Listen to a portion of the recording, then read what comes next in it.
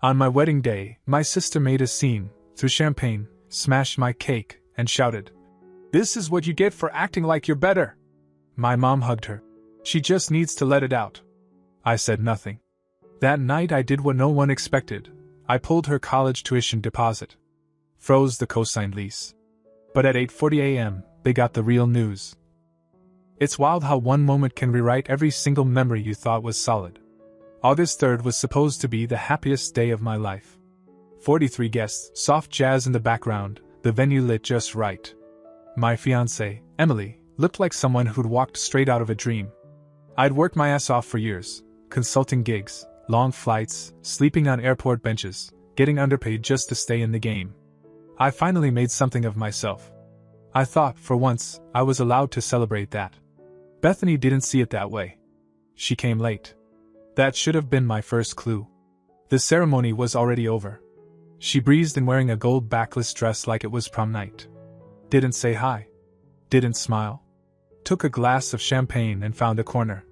I caught her eye once, and she looked through me like I was someone she didn't know. To anyone else, it might have looked like she was just being moody. But I knew Bethany. That silence was the prelude. 3 weeks earlier, she'd called me crying about her car breaking down. Again. She'd already borrowed $1,200 from me in April for repairs. This time she said she needed a whole new one. Said it was urgent. I told her no. Not because I didn't have the money, but because I was tired of always being her plan B. And honestly, she wasn't even trying anymore. Skipping classes, partying with people twice her age, telling our parents she was finding herself. She hung up without saying goodbye. I didn't think she'd carry it into my wedding. I gave her the benefit of the doubt. I always did. She waited until the toast. Right when I stood up to thank everyone for coming, talk about love, about building a life with someone who brings you peace, Bethany stood too. For a second, I thought she was going to make a toast herself. My glass was still halfway to my mouth. Then she threw it. The champagne flew in a perfect arc and exploded against the dessert table. It shattered a photo frame of me and Emily smiling on a cliffside in Maui. Then she grabbed the wedding cake and shoved it like she was flipping a table. The cake didn't just fall, it collapsed. 3 layers, delicate sugarwork, custom flowers, all of it smeared across the floor. She looked me dead in the eye and screamed it loud enough for people outside the venue to hear. "This is what you get for acting like you're better." It was so quiet afterward that I could hear someone's phone buzzing. A few guests looked around, hoping maybe this was some staged moment, or an elaborate prank. It wasn't. My mom ran to Bethany like she'd just been assaulted. "She just needs to let it out," she said, holding her like she was a war victim. Emily's parents stared at me in disbelief. My best man didn't move. Even the DJ stopped the music. No apology. No remorse. Bethany didn't even cry. She just walked out like she'd proved something. I didn't say a word. Not because I didn't have anything to say, but because I knew this wasn't the place to say it. I wasn't going to let her turn my wedding into her courtroom. I smiled, said a few soft words to Emily, and nodded to the coordinator. The rest of the night limped along. Some people danced. Some tried to pretend it hadn't happened. But there was no real recovery. The memory was already stamped. At home that night, Emily was quiet. She asked if I was okay. I told her I was fine. I wasn't. But I was focused. While she changed out of her gown, I opened my laptop. I logged into the university portal and revoked the tuition deposit I had made for Bethany last month. $9,400. Gone. Then I went into the online rental portal for the apartment lease I co-signed. Locked the account. Marked it for review. No approval, no rent payment. Lease agreement now frozen. Rent due in 5 days. At exactly 8:40 the next morning, Bethany called me. I didn't answer. She followed with 3 texts. "What the hell? Why is the portal locked? I can't access anything. Did you do this?" I didn't reply. Because that morning wasn't the end of anything. It was the beginning. By the time Bethany sent her 6th text, she dropped the passive confusion. The last one just said, "Fix this. Now." I muted my phone and made coffee. I didn't tell Emily right away. Not because I was hiding it, she would have supported it anyway, but because I wanted a minute to enjoy the silence. The wedding was over. The chaos had passed. And for the first time in years, I'd stopped being Bethany's safety net. Around noon, my mom called. I let it ring out. Then she left a voicemail. "Your sister's very upset. She feels abandoned. Call me." The irony. She wasn't abandoned when I co-signed the lease. Or when I paid her deposit. Or when I covered her overdraft fees, bailed her out of a botched Airbnb situation, sent her $500. Just until Friday. Which turned into radio silence for 4 weeks. No one called me then to ask how I felt. Bethany didn't talk to me for 2 days after the wedding. Then she showed up outside my apartment. Emily saw her through the peephole and didn't open the door. She banged for about 10 minutes. Loud, rhythmic knocks like a kid trying to start a fight. Emily finally cracked the door open, asked her what she wanted. Bethany didn't even say hi. Just launched straight into demands. She said she had 5 days to pay rent and she'd already blown through her summer job money. That she was banking on the tuition deposit. That I had no right. That I had a moral obligation to follow through. Emily told her I wasn't home. That was a lie. I was in the living room. But I wasn't interested in speaking through a door. Not until she showed some kind of remorse. Which she didn't. She left shouting something about legal rights. About how I couldn't just yank everything without warning. But she was wrong. I'd checked the lease. I was the primary on the account. She was the resident. She had no power over it, not legally. I could pull the plug, and I had. 3 more days went by. She sent me an email with the subject line, "Are you seriously doing this?" Inside, she laid out a full breakdown of her upcoming expenses. She wanted me to reinstate the tuition. She said if I didn't, she'd have to drop out for the semester. That if she got evicted, it'd be on me. Then she tried to guilt-trip me. She said she ruined the wedding because she was overwhelmed. And that I should have understood. That I was the only person in the family with real money, and that I was letting it go to my head. I didn't answer. I forwarded the email to Emily with the note. "Your turn to read the circus." That's when Bethany escalated. She showed up again. This time, she waited until Emily got home from work and tried to slip in through the door behind her. Emily didn't scream. She grabbed Bethany by the arm, dragged her into the hallway, and told her if she ever tried that again, she'd call the police. Then, without warning, Emily grabbed a fistful of Bethany's hair and shoved her down the hall. No drama. Just raw, clean force. Bethany shrieked and stumbled, but Emily didn't even flinch. She shut the door and locked it like she'd taken out the trash. 10 minutes later, my phone lit up again. This time it was my dad. He started the call with a sigh. Said, "Look, we need to talk about your sister." I asked him what exactly he wanted to talk about. He said she was spiraling, and that I needed to help her land. That what she did at the wedding was just emotions, and I shouldn't take it personally. That I was old enough now to be the bigger person. I told him I'd already done that. For years. He told me not to punish her for a bad moment. I told him it wasn't a moment. It was a pattern. I hung up when he started talking about family unity. Because at that point, I knew something neither of them had admitted yet. Bethany wasn't spiraling. She was just finally falling. After Emily threw Bethany out, we didn't talk about it right away. It wasn't awkward, we were just quiet. I poured her a glass of wine, and we sat on the couch like nothing had happened. But I could feel something shift between us. Not in a bad way. More like, settled. Like Emily had drawn a line in permanent ink, and neither of us had to guess where she stood. Bethany didn't come back the next day, but she didn't disappear either. She started sending Emily texts. Not me, Emily. Apologies wrapped in guilt trips, little paragraphs pretending to be mature, but always ending with some variation of, "He owes me." Emily ignored everyone. Blocked her number after the 4th message. Then Bethany switched tactics.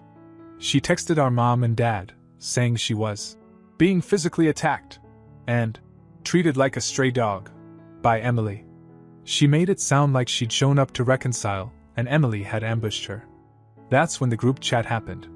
My dad added me, Emily, my mom, and Bethany into one chaotic vortex and typed out, "Let's have an honest talk without yelling or blocking. We are still a family." Bethany chimed in first. Said she was hurt. Said she acted out at the wedding because she felt invisible. She wanted someone to acknowledge how forgotten she felt.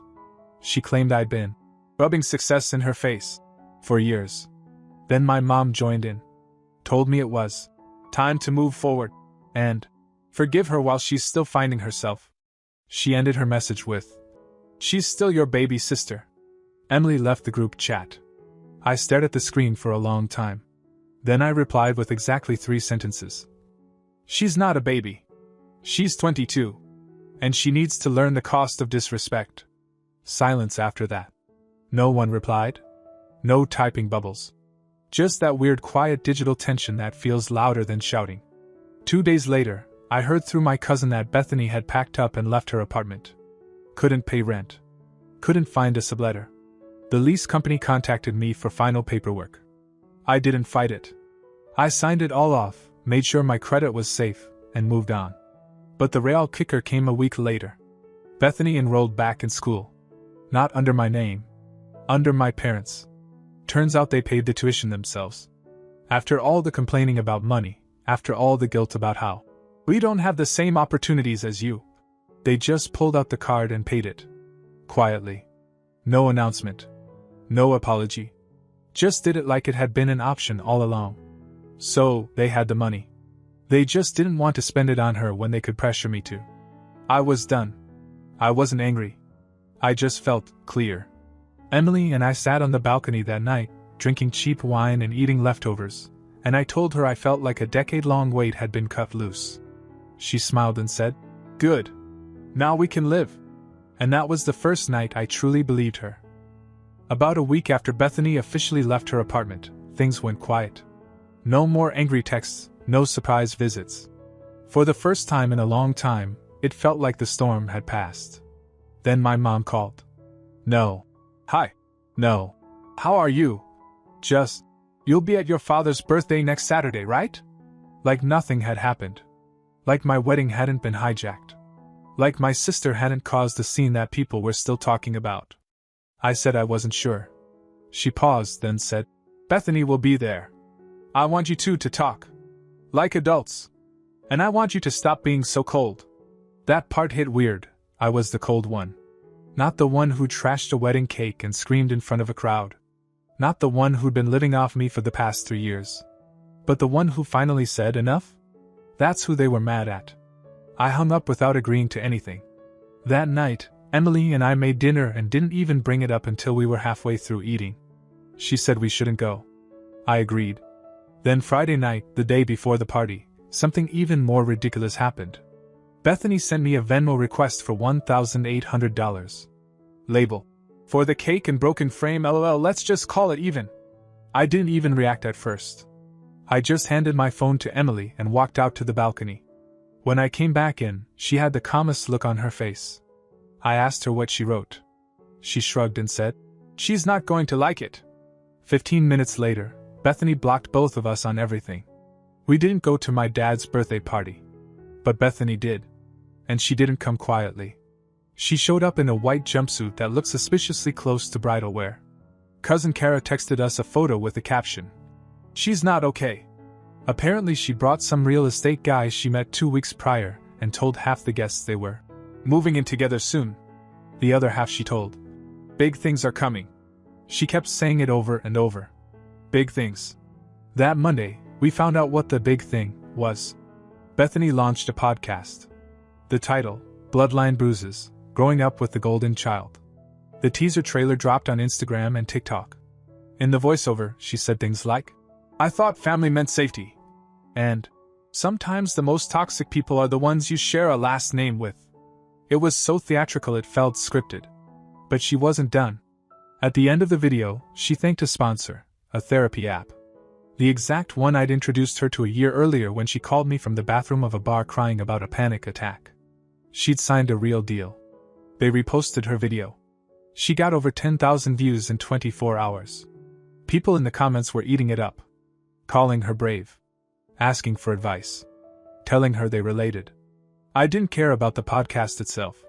But something about it made me feel unsettled. Like I was being slowly written into someone else's fiction. Then came the twist I never saw coming. She emailed me. Subject line, "Let's talk." The body was short. I'd like to meet. No drama. Just a conversation. I have things I want to tell you. I think you'll be proud of me. No accusations. No name-calling. Just calm, perfectly composed wording. It didn't feel like her at all. Emily read it twice and said, "She's not trying to fix anything. She's setting a trap." I replied with one line. "Emily will be there too." She never wrote back. But I had a feeling this wasn't over. And I was right. 3 days after the email, my parents showed up at our apartment. No call. No warning. Just rang the bell at 7:15 p.m. while Emily and I were eating dinner. I opened the door halfway, didn't say anything. My dad gave a little wave like this was just a friendly visit. My mom had her purse slung over her shoulder like she'd been planning to stay. She said, "We just want to talk," calmly. I told them they had 3 minutes. They walked in anyway. Emily stayed in the kitchen, arms crossed, not speaking. She wasn't going to do the fake smile thing. She didn't need to. Everyone knew where she stood. My mom went first. She said Bethany was going through a transformative period and had made mistakes she regrets deeply. She said the podcast was just her way of processing things. That I shouldn't take it so personally. Then my dad added, "She wants a relationship with you. She just doesn't know how to say it." I asked if Bethany had actually said any of that, or if they were just hoping I'd fall for it. They didn't answer. Then my mom said something that stopped everything. She moved back in with us. Temporarily. Just until she figures things out. Emily let out a breath. Loud enough for the room to hear it. So now the picture was complete. They'd paid her tuition. They let her move back in. And they were here now, not to ask me for anything, but to make sure I didn't make things harder for her. They weren't mediating. They were managing. I asked them, flat out, if they'd ever told her what she did at the wedding was wrong. My mom said, "She was overwhelmed." My dad said, "She didn't mean to ruin it." I asked again, "Did either of you tell her it was wrong?" They didn't speak. That told me everything. They weren't angry at her. They were embarrassed. And the easiest way to make the embarrassment go away was to push it onto me. I told them I was done. With the money, with the guilt, with the games. That if they wanted to keep funding her life, they could, but it wouldn't come from me anymore. I said they'd done a great job raising a daughter who believes consequences don't exist. Then I asked them to leave. They hesitated, but they left. Bethany didn't contact me after that. But her podcast kept going. Episode 2 was about narcissistic siblings. Episode 3 was titled, "When They Make You Look Crazy." Emily and I laughed at that one.